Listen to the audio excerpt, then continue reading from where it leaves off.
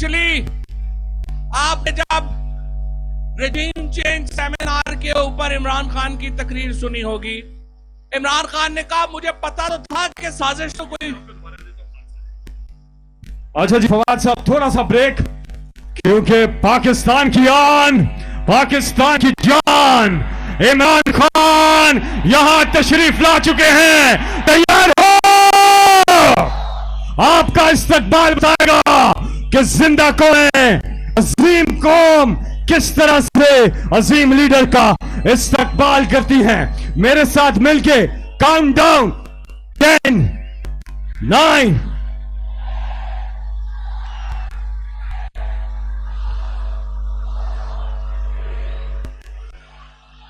इमरान खान।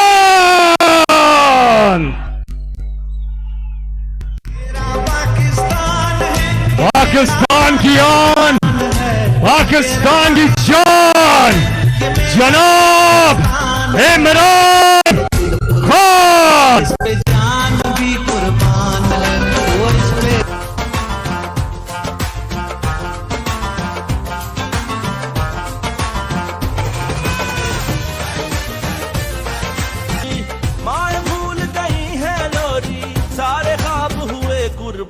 डट के खड़ा है अब इमरान, ही करेगा सब कप्तान। नया बनेगा पाकिस्तान, नया बनेगा पाकिस्तान, नया बनेगा पाकिस्तान। डट के खड़ा है अब इमरान, नया बनेगा पाकिस्तान।